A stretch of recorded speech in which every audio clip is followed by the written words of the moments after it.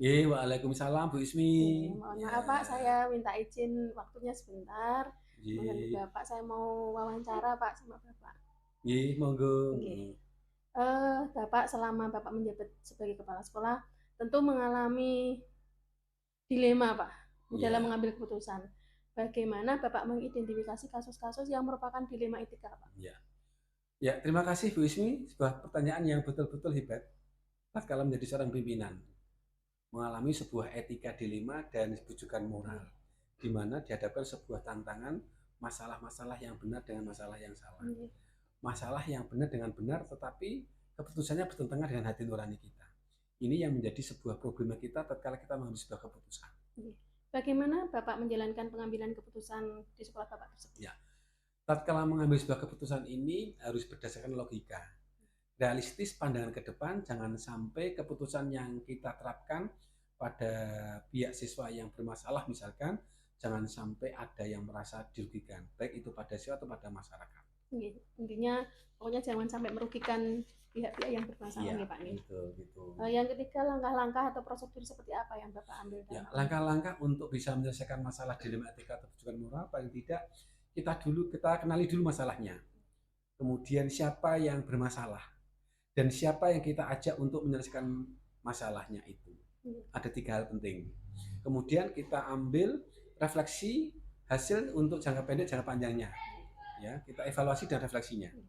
Hal-hal apa saja yang selama ini Bapak anggap efektif dalam mengambil keputusan? Ya, hal yang paling saya anggap efektif tatkala mengambil sebuah keputusan, kita ajak koordinasi dan komunikasi yang baik dengan pihak terkait, baik dari para pembantu pimpinan, dari para bapak ibu guru, guru mapel, atau mungkin guru BK. Tantangannya Pak selama ini dalam pengambilan keputusan ada nggak Pak? Tantangan karena kami sekolah besar, tatkala kita menghadapi sebuah masalah, berbagai macam ragam masalah, karena orang tua juga jumlahnya besar ya, orang tua juga, anak juga banyak, maka masalah yang harus kita hadapi ya berbagai masalah, kita harus diuji kesabaran dan diuji ya keyakinan tatkala masalah apapun pasti bisa diselesaikan. Asal jangan sampai merugikan dari pihak siapa yang bermasalah. Sekolahnya besar nih Pak, jadi tantangannya masalahnya semakin banyak. Semakin banyak. Iya. Apakah Bapak punya jadwal tertentu untuk menyelesaikan masalah itu atau gimana Pak? Ya, tatkala masalah yang kita hadapi harus kita punya pola. Ada jangka pendek yang langsung hari itu diselesaikan, ada juga jangka panjang paling tidak 1 minggu harus sudah selesai. Tergantung besar kecilnya masalah. Tergantung masalahnya nih Pak. Kemudian adakah seseorang atau faktor-faktor yang membantu Bapak mempermudah mengambil keputusan Pak? Ya, baik, terima kasih Bu Ismi, pertanyaan bagus. Tatkala masalah ini bisa mengambil sebuah kebajikan ya, supaya mengandung makna yang baik, maka keputusan ini harus kita libatkan orang-orang yang terlibat, dari para pembantu pimpinan, dari wali kelas, guru BK pendamping, termasuk orang tua dan masyarakat. Ya. Jadi berkomunikasi dengan orang-orang yang terlibat, dengan guru-guru. Betul sekali.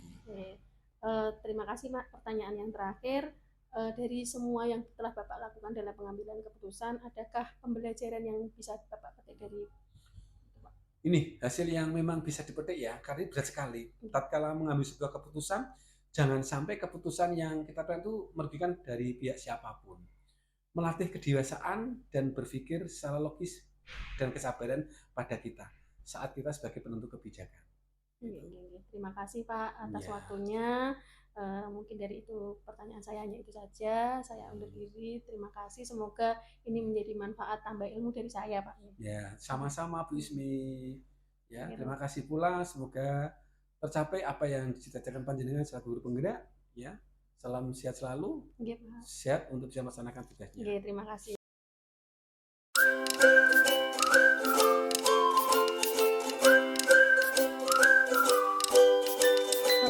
Warahmatullahi wabarakatuh. Waalaikumsalam warahmatullahi wabarakatuh. Gimana Pak, sehat? Alhamdulillah sehat walafiat. Gimana? Sehat. Juga sehat toh? Anak juga sehat di rumah? Ini sudah tahapan yang keberapa ini kegiatannya? Yang ketiga Pak. Ketiga, ya. Jadi sampai berapa itu nanti ya? Sampai modul 3.3 Pak. Oh 3.3 ya. Semoga dimudahkan semuanya ya. Sukses untuk semuanya. Ini mohon waktunya Pak Ya, siap. Maaf kami harus mewawancarai Bapak. Ada beberapa hal yang harus saya sampaikan ke Bapak. Mohon waktunya nih Pak. Ya. Yang pertama Bapak, selama Bapak menjabat sebagai kepala sekolah di SMP Negeri Wonosalam, 1 Wonosalam ini tentunya mesti ada kasus-kasus yang menimbulkan dilema. Bagaimana Bapak dapat mengidentifikasi kasus-kasus yang merupakan kasus dilema etika, Bapak? Ya, terima kasih banyak sekali ya kasus yang hubungannya dengan dilema etika di sini. Bagi contoh lah kecil aja, anak tidak bisa bayar uang uang komite atau sekarang lebih ada bansos sukarela, tapi namanya sekolah tetap kita tetap akan anak itu saya sampai lulus tetap berhubungan ini nanti orang tua tidak diberatkan dengan seperti itu. Kan juga dilema juga seperti itu. Kewajibannya hanya harus kita sampaikan, tapi anak itu tetap sekolah. Sehingga kita dilema itu tetap kita minta bantuan rekan-rekan yang lain sesuai dengan tugas mereka masing-masing. Itu aja. Yang kedua Bapak, bagaimana Bapak menjalankan pengambilan keputusan di sekolah Bapak, terutama untuk kasus-kasus di mana dua kepentingan itu sama-sama benar atau mengandung nilai-nilai kebajikan Bapak? Ya tentunya tadi saya sampaikan di depan, memang nilai-nilainya betul-betul kita sering kita hadapi. Ya tentunya untuk bisa lebih hasilnya itu lebih maksimal, ya tetap kita minta bantuan rekan-rekan. Ya dari mulai urusan BK, wali kelas, wakil urusan, bahkan kalau perlu orang tua kalau memang itu masalah itu memang berat untuk kita pecahkan. Berarti komunikasi iya, dan betul itu yang ya? utama itu komunikasi. Yang utama. Ya, semuanya akan bisa lebih baik dibandingkan kalau kita sendiri yang memutuskan. Langkah-langkah prosedur yang seperti apa yang biasa Bapak lakukan? Dalam arti untuk penyelesaian masalah. Oh iya, terima kasih. Untuk penyelesaian itu sendiri kita lihat dulu masalahnya seperti apa. Kalau memang ringan ya setelah hanya beberapa orang kita berikan motivasi dan sebagainya untuk anak. Nah, kalau memang masalah itu berat, ya tentunya kita melibatkan lebih banyak orang lebih. Kalau ada pendapat yang lebih banyak kan tentunya kita untuk mengambil kesimpulannya kan lebih pas dibandingkan yang beberapa orang. Itu yang sering kami lakukan seperti itu. Hal apa saja yang Bapak anggap selama ini efektif dalam pengambilan keputusan untuk kasus-kasus dilema etika, Bapak? Yang paling efektif ya awal tadi kita lihat dulu istilahnya kasusnya dulu ya. Kasusnya kalau berat ya kita melibatkan orang banyak, tapi kalau hanya sederhana bisa kita selesaikan mungkin dengan kasus itu dengan contoh dengan murid ya itu aja kepada melibatkan wali kelas juga kita kan.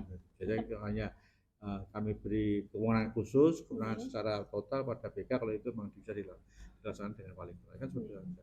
Kembali tadi koordinasi dan komunikasi. Jadi tidak semuanya harus ke kepala sekolah, tapi kalau tidak, kalau memang ringan ya serahkan aja ke wali kelas, ya kita minta laporan saja, kalau berikan motivasi anak itu aja. Yang keenam Bapak, apakah Bapak memiliki sebuah tata kala atau jadwal tertentu untuk penyelesaian kasus dilema etika? Apakah harus langsung diselesaikan hari itu juga atau ada prosedur tertentu Bapak? Kalau saya lihat kasusnya, kalau memang kasus berat, secepat mungkin harus diselesaikan. Saya takutnya kalau nanti kasusnya kok berat, kok waktunya kita sesuai dengan kan nggak pas. Nanti masalah menjadi masalah melebar. Secepat mungkin diselesaikan. Kalau memang sederhana kasusnya ya kita berikan jadwal waktunya. Tergantung dari kasusnya nih Bapak. Betul sekali.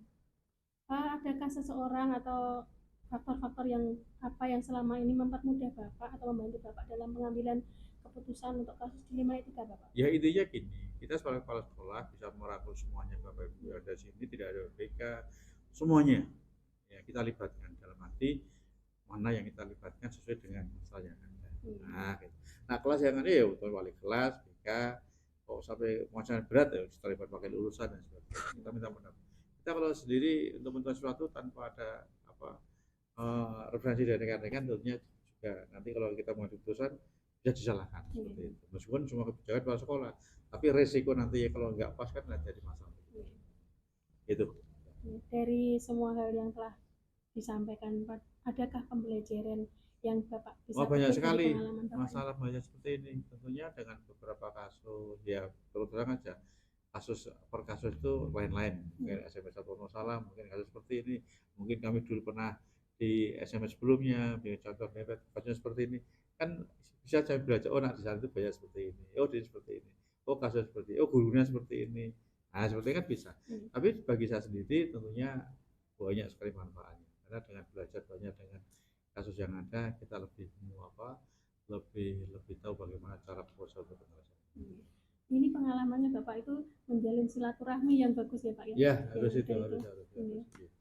Yang penting itu yang harus kita jalan silaturahmi. Dimanapun silaturahmi koordinasi itu akan lebih efektif dibandingkan kita harus bekerja dengan sendiri, itu saja.